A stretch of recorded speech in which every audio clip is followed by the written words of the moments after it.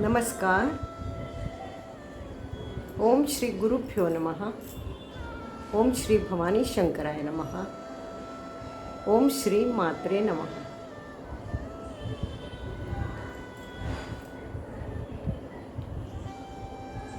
आज मी मराठीतून बोलणार आहे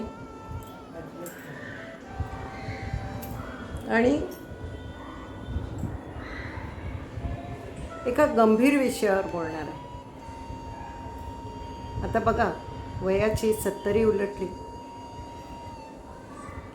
परवाच आज मी हे जे बोलणार आहे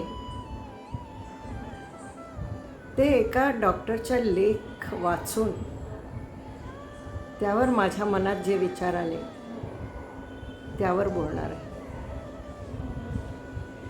डॉक्टर सत्यनारायण लोहिया या डॉक्टरनी एक लिव्हिंग विल याविषयी लिहिलेलं आहे. कसं करायचं, काय करायचं, सगळं सांगितलेलं आहे त्याच्यात. त्याबद्दल दुसऱ्या एका डॉक्टरनी मराठीतून लेख लिहिला आहे अबाउट लिव्हिंग विल. आपण कसं काय म्हणतात त्याला, मृत्यूपत्र म्हणतो ना, तसंच हे जीवनपत्र. जोपर्यंत आपण जिवंत आहोत तोपर्यंत आपण आपल्याला कसं हवं तसं जगू शकतो. आपल्याकडे पैसे असले तर आपल्या पैशाने जगतो, मुलांच्या बरोबर जगतो. पण आपल्याला जसं हवं असेल, आपल्याला कळतं आपल्याविषयी काय चालतं आहे हे आपल्याला कळतं. पण सपोज आपण आजारी पडलो, हॉस्पिटलमध्ये मुलांनी रवाना केलं, आपल्याला ॲडमिट केलं. मुलं आपल्या भोवती काळजीने गुदमरलेली आहेत, काय करायचं कळत नाही. प्रत्येक क्षणाला प्रकृती वेगळी होते आणि गंभीर होते. आणि जेवढी प्रकृती गंभीर तेवढं ट्रीटमेंट गंभीर, जेवढं ट्रीटमेंट गंभीर तेवढी बिलं मोठी. सर्वांनाच झेपत नाहीत ती बिलं. आफ्टरऑल आपली मुलं म्हणजे काय हो, त्यांची मुलं बाळं त्यांचा संसार सांभाळत असतात. त्यांच्या मुलांसाठी त्यांनी गुंतवणूक केलेली असते, पैसे गाठीला जोपासलेले असतात, उधळायला नाही. आणि अशा प्रसंगी जर आपल्या वडिलांना किंवा आईला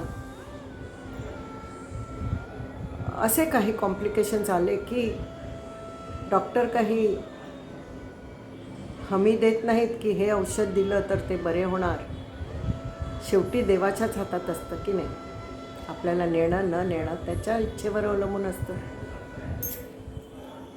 तरी उपचार करणं हे डॉक्टरांचं कर्तव्य असतं. आणि ते जे शिकले आहेत ते सगळं ते उपयोग करतात. They try their level best to bring the patient back to normal, at least livable condition. पण तरीही गॅरंटी देऊ शकत नाही. आणि अशा वेळी काय होतं, मुलांचा पैसा नुसता पाण्यासारखा खर्च होतो. मागे एकदा एका मुलाने त्याच्या वडिलांना ठेवलं होतं हिंदुजा हॉस्पिटलमध्ये. 17 दिवस इंटेन्सिव्ह केअर त्याच्यात ठेवलं होतं. आणि 1 दिवसाचा हे चार्ज किती असेल. असे 17 दिवस ते जगले. 18व्या दिवशी ते गेले. कसं केलं असेल त्या मुलाने. खूप फार मोठ्या हुद्द्यावर नव्हता तो, पण केलं. आपले वडील, आपले आई म्हटल्यावर कर्तव्यच आहे ना ते मुलांचं. आई वडिलांना मरेपर्यंत सांभाळायचं हे कर्तव्यच आहे. हो, कर्तव्य आहे. पण आपलं कर्तव्य काय आहे ते आपण पाहायला पाहिजे. आपल्या मुलांना कमीत कमी पैशाचा त्रास व्हावा. अंग मेहनत तर त्यांना पडेलच. हॉस्पिटलला फेऱ्या तर माराव्या लागतील, ते तर आपण नाकारू शकत नाही. पण निदान आपल्यामुळे आपल्या मुलांना कमीत कमी खर्च यावा असं वाटणं, मनातून वाटणं साहजिक आहे. पण तरी काही आपण करू शकत नाही त्याविषयी. कधी तर आपल्याला शुद्ध पण नसते.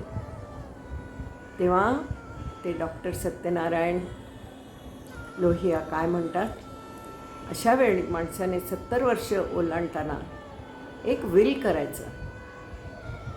मृत्यूपत्र आपण करतो, आपले दागिने कोणाला द्यायचे, घर कोणाला द्यायचं, हे कोणाला द्यायचं, ते कोणाला द्यायचं, ते करतो.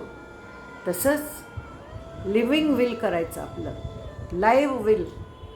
म्हणजे मी जिवंत असेपर्यंत मला जर काही त्रास झाला, त्याच्यावर जर खर्च, ज्या खर्चामुळे माझा जीव वाचेल की नाही याची शक्यता नसते, तसल्या प्रकारचा जर खर्च होत असेल तर तुम्ही तो करू नये. जेव्हा डॉक्टर सांगतो की या माणसाची आशा नाही, तर त्याला कमीत कमी त्रास होईल अशा औषधावर ठेवावं. असं आपल्याला जे जे करू नये म्हणून वाटतं, व्हेंटिलेटरवर ठेवावं की नाही, जोपर्यंत आशा आहे तोपर्यंत ठेवा, नंतर बंद करा. उगाचच माझं लाईफ वाढवू नका. बरं, ऑक्सिजन तसंच तुम्हाला जे वाटतं मनाला ते. आणि ते काय स्पेशल रूम असते त्यांची, हां, ती एक दिवशी 50,000 रुपये घेतात बरं का ते. म्हणजे एवढं करून पदरी काय पडतं हे बघा. पदरी जर चांगलं पडत असेल तर खर्च करा, मी नाही म्हणत. पण पदरी जर there are no hopes, then please don't waste the money over it. Just leave me alone. Just leave me alone with some comfort giving medicines which will make me peaceful and let me go peacefully. असं आपण living विलमध्ये आपण लिहून दिलं पाहिजे प्रत्येकाने. तसंच आपल्या मरणानंतर आपल्याला समजा आँख दृष्टी द्यायची असेल, कोणाला आणि काय द्यायचं असेल, आपली जी इंद्रिय आहेत ती जर चांगल्या कंडिशनमध्ये असलेली इंद्रिय तुम्हाला डोनेट लिव्हर देतात किंवा आणि काही देतात, जे काही द्यायचं असेल, अशी तुमची इच्छा असेल ते लिहून ठेवावं. तुमची इच्छापत्र, ते तुमची इच्छा काय आहे, मरणोपरांत इच्छा काय आहे, आणि ड्युरिंग युअर लास्ट मोमेंट तुमची इच्छा काय आहे, ते सगळं तुम्ही एका कागदावर लिहायचं. डॉक्टरच्या समोर डॉक्टरनी सर्टिफिकेट दिलं पाहिजे, जसं मृत्यूपत्रात देतात की हा माणूस पूर्ण शुद्धीवर आहे आणि हा माणूस पूर्णपणे बरा आहे आणि डोकं त्याचं विचार नॉर्मल आहेत, त्याच्या नॉर्मल कंडिशनमध्ये त्याने हे विल केलेलं आहे, असा शेरा लिहून डॉक्टरांची सही घेऊन ते पत्र लिव्हिंग हे काय म्हणतात त्याला, हो, लिव्हिंग लेटर, ते मुलांना वाचून दाखवायचं. मुलांना आणि कोणी इम्पॉर्टंट आई किंवा वडील किंवा मुलं, त्यांना वाचून दाखवायचं की प्रत्येकाला, एकेकांना सवय असते, एखादी बहीण रडायला बसते, एवढेही नाही काय रे तुला वडिलांवर हे इथे नेऊ शकतो, तिथे नेऊ शकतो, हा डॉक्टर बोलू आता. नाही, प्रत्येक माणसाला, आपल्या कुटुंबातल्या प्रत्येक माणसाला माहीत असलं पाहिजे की वडिलांनी काय लिहिलेलं आहे, वडिलांच्या काय अपेक्षा आहेत, वडिलांच्या काय इच्छा आहेत, हे प्रत्येक मेंबरला कळलं पाहिजे. म्हणजे तो मेंबर बिलकुल काही बोलणार नाही, इवन आई बोलणार नाही. हे एवढं आपलं कर्तव्य आहे.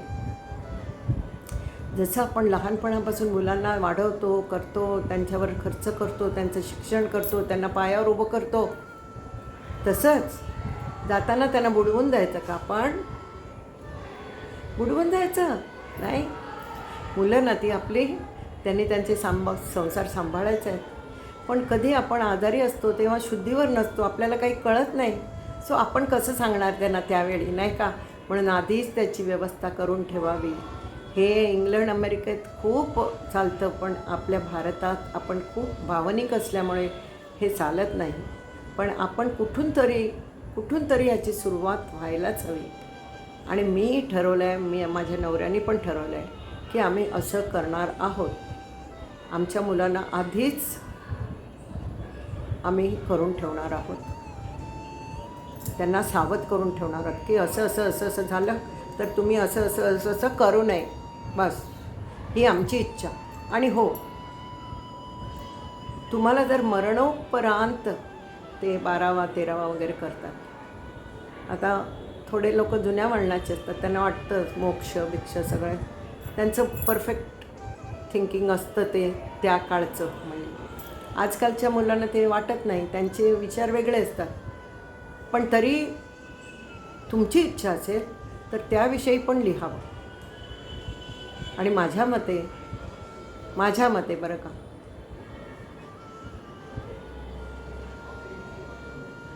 आपण त्याची व्यवस्था पण पैशाची करून ठेवावी. एखादं fixed deposit only for our last rites and our 15th day water ceremony.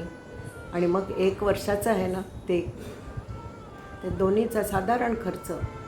आणि तीही इच्छा तुम्ही कोणालाही न बोलवता घरातल्या घरात करा, किंवा अशी फार मोठं काही करू नये किंवा करावं.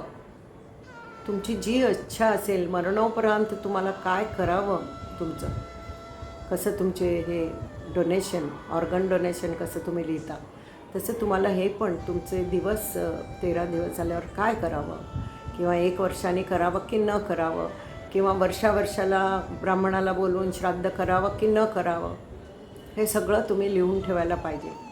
म्हणजे मग मुलांना त्रास होत नाही. कोणी प्रश्न केला की त्यांना उत्तर द्यायला इझी पडतं की पप्पांनी आईने हे सांगितलं आहे आम्हाला, त्याप्रमाणेच आम्ही करतो. म्हणजे कोणी त्यांना काही बोलू शकत नाही. एवढंच मला बोलायचं होतं. हे मराठी मी आधी लेख वाचणार होते, पण मला वाटलं लेख वाचला तर मग ते ब्लँक होतं. व्हिडिओ एडिटिंगमध्ये काय होतं, नुसता आवाज घेत नाहीत, त्याच्याबरोबर पिक्चर पण लागतं तरच व्हिडिओ होतो. व्हिडिओ म्हणतातच त्याला ना. मग पिक्चर कुठून आणायचं, म्हणून मी आधी गुगलमध्ये बघितलं. गुगलमध्ये असली काही पिक्चर्स आहेत का, पण ते मला काही जास्त गुगल कळत नाही, म्हणून म्हटलं नको. आणि ते खूप अगदी ऑफिशियल लँग्वेजमध्ये आहे. एक डॉक्टरनी सांगितलेलं आहे ते डॉक्टरी लँग्वेजमध्ये. मला वाटलं की घरगुती लँग्वेजमध्ये बोलावं, म्हणजे समोरासमोर बसून बोललं तर जास्त ठसतं मनात. मला असं वाटतं. तुम्हाला काय वाटतं मला कळवाल, माझ्याशी बोलाल. काय वाटतं, तुमचे काय विचार आहेत याविषयी, लिव्हिंग विलच्या विषयी काय विचार आहेत हे मला कळवा. कॉमेंट्समध्ये जरूर कळवा. ओके, मी तुमची रजा घेते. जय माता दी, जय गुरु.